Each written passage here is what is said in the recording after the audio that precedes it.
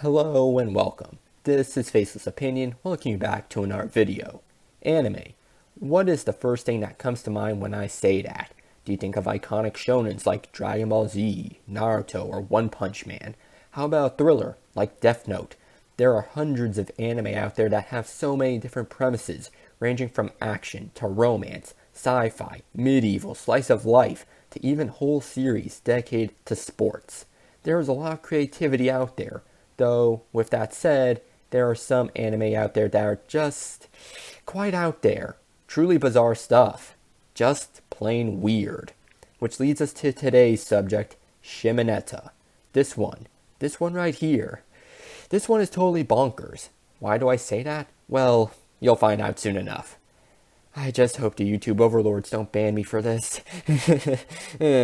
Now, before we talk about what exactly this anime is, we should talk about its inception.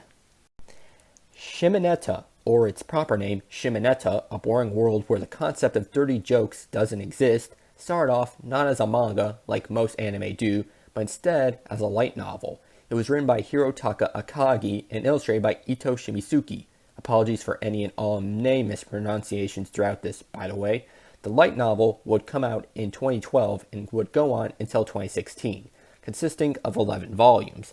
A manga adaptation would be made in 2015, which was serialized by the Mag Garden's monthly Comic Blade. The manga lasted for a total of 23 chapters, which covered the first 4 volumes of the light novel. However, that is where it would reach its end, with chapter 23 being explicitly stated as the manga's endpoint.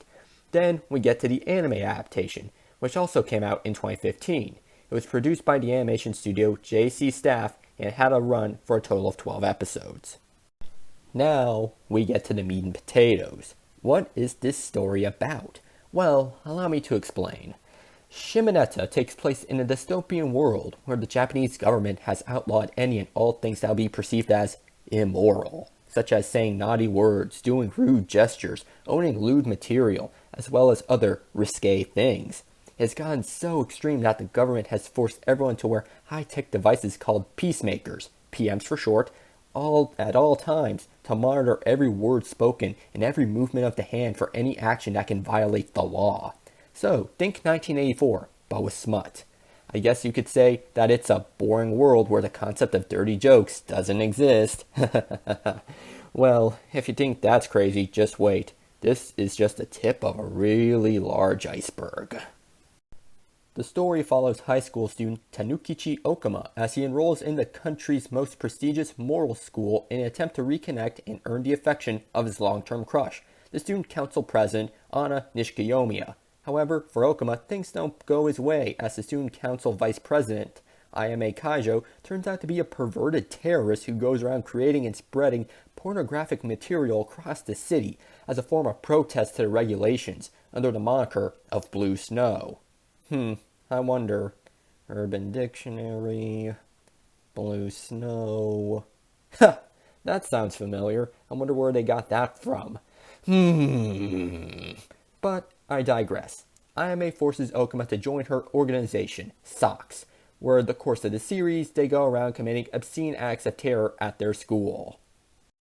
Yeah, nothing says screw the establishment than running around with panties on your head, yelling obscenities. I mean, if you're going to put lady undergarments on your head, doesn't tradition dictate it's normally supposed to be pantyhose? But whatever. Throughout the course of the series, they recruit more people to their cause, like Otome, a prodigy art student who enjoys drawing rather lewd pictures by using nothing more than her mouth.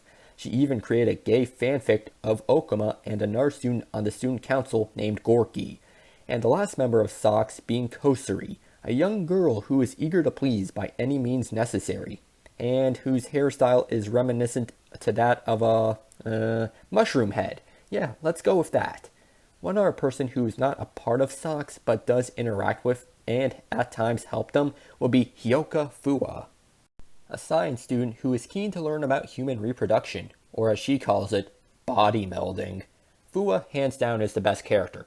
Don't at me. For me, most of the humor definitely comes from her. From when she asks Okuma about where babies come from by asking him to explain it, or to demonstrate the process with her, or when she starts wondering if it's possible for two men to have a child, by asking, If a baby can be made if a man pickle is inserted in another man's exhaust port. Fu is my favorite. She is intelligent, dedicated to her research by watching insects mate, and is overly protective of her yaoi comics. Yes, she is a fan of Okama x Gorky. God, I feel bad for Okama. He gets done so dirty, as you will soon find out. Now we get to the weird stuff, even though we are already far past that. It's time for me to talk about some of the things that actually happen. Consider this the spoiler zone, assuming that you truly care about not being spoiled for this. Or if you just heard enough of this lunacy and want to leave, I don't blame you. This is the part that scares me the most because I don't want the YouTube overlords to smite me with the ban hammer. So I have to be careful with my wording. Alright, let's deep dive into this. That craziest stuff that happens in this series, starting with episode 1. You have Ayame showing a video of two flies mating in front of an assembly of students, while dirty talking throughout it to get the students hot and bothered. Oh, and one thing I forgot to mention was that Ayame had this Deus Ex Machina flip phone that enables her to disable peacemakers for 3 minutes a day, which is how she was able to do her dirty talk. Anyway, back to this. And guess what? It actually worked. The students got hot and bothered by watching literal flies going at it, like it's some sort of Animal Planet documentary. What even is this show? We're only an episode into it! And things get even more insane as we progress. Let me consult my notes. Yes, I took notes. The things I do for my channel. Even though my channel may not exist after this. But I must tell you all the crazy stuff that Socks gets into. Let's see. They were trying to teach the students about the birds and the bees. Went on a scavenger hunt to find long-lost exotic content. Made their own adult pleasure toys. And even wrote a gay fanfic involving Okama and distributed it across the school. Our heroes, everybody, though we have opposition. I don't know why, it's such a noble cause. Our first big antagonist would be the student council president, Anna, who's trying to keep her school pure of filth. That is, until she kind of goes psycho crazy and becomes heavily infatuated with Okama, leading to her becoming a yandere, and oh boy, we are entering a certain type of territory here. How to put it into words? In the criminal justice system, sexually based offenses are considered especially heinous. In New York City, the dedicated detectives who investigate these vicious felonies are members of an elite squad known as the Special Victims Unit. These are their stories. Yeah, she tries to force herself onto him 5 times. I counted. Though the most disturbing part of it would have to be the love nectar. What's that? Well, that is, her lady juices. And she literally bakes her love nectar into cookies and has Okama eat them.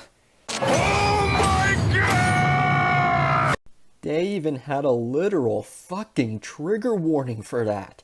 She produces so much love nectar that she even fills up a water bottle and tries to make him drink it. My God, the amount of liquid she produces is ungodly. Like, holy hell, you can put out a forest fire with all that moisture. Though, believe it or not, there is an antagonist who's even more deranged than Anna. And that harlot is cuckoo for Cocoa Puffs. And that would be the terror group known as Scattered Fabric, who goes around stealing underwear. I guess you're gonna miss the panty raid. The what? I said, I guess you're gonna miss the panty raid. They are led by a man known as White Peak. I wonder. Urban Dictionary, White Peak. Nothing. Well, that's for the best. White Peak is a nutcase. He wraps himself in underwear. He puts underwear in his wine and drinks it. He hijacked buses to steal underwear. He even has statistics on said stolen underwear, testing for aroma, sweat, and freshness. What does he do with the underwear he steals? He rolls around and plays in it. The final fight with him, I just don't even know how to put it into words. I think I need a break, and maybe a Xanax too. 2 hours later. When it comes to Shimoneta, I have no idea how I would even rate this series. Do I judge it in a serious manner, or because of the sheer absurdity of it all, do I give it a lighthearted review? I guess one way to think about it would be to ask, would this be a series I would want to watch again? For me, the answer is no, because it mainly relies on the same type of crass and crude humor. I mean, given what this is about, it is really not that much of a surprise. At times, when there are moments where it gets serious, it usually gets ruined by IMA saying some sort of vulgar comment. It gets to the point where Okuma on more than one occasion mentions, "Hey, knock off the dirty talk." The times it can get funny is when they speak in innuendo, instead of IMA using her phone of infinite BS to say something she's not supposed to, which is a big reason why I like Fua, because she only speaks in innuendo. I prefer it when they have to get creative to say something dirty instead of straight out saying it. I also like the visual jokes they do when a guy, particularly Okuma, when he ends up raising the flag, let's say. They show images of a seal getting up, a water snake, a giraffe, and a wine bottle whose cork is about to pop. I'll let you guess what that one represents. While watching, some questions did come to mind, particularly lore questions, like what if a foreigner wants to go to Japan for vacation or have to do a residency there? Do they have to wear a peacemaker? Or what if a Japanese citizen wants to leave the country and wants to live elsewhere? Does the government remove them? What about the maintenance for the PMs? Or charging them? Because those little things have a multitude of functions. They're basically smartwatches. Oh well, I guess I'll never get an answer to those questions. Shimoneta only lasted for 12 episodes and only covered the first 2 volumes of the light novel, and there are no plans on continuing the anime. The big reason people say that it will not get a continuation is because the Japanese voice actress who played Anna unfortunately passed away. Personally, I don't think that was the reason as to why a second season never manifested. Voice actors can be replaced. It's not like things like this don't happen, though maybe it played a part in it. Who knows? Who really knows? And I don't think we'll ever get a true answer to that. We can only speculate. My personal theory is that given the content of a series like this, I just don't think there was going to be longevity to it. Which makes sense since the ending of the anime deviates from both of the manga and light novel. For me, there are no plans to make more content for it, just those 12 episodes, and that's all. But that's just my 2 cents on the whole thing. For those who are fans of the show and want to know what happened, I recommend reading the manga and the light novel since the anime definitely didn't show everything and there's a lot more to the story. Don't forget, the anime only covered 2 volumes and there are 11 total overall. Anyhow, tell me, what do you think? Do you like Shimoneta? Do you think we'll get a season 2? Is YouTube gonna ban me? Tell me in the comment section down below. If you enjoyed the video, leave a like and subscribe. Until next time, I'll catch you all on the flip side. I need a drink.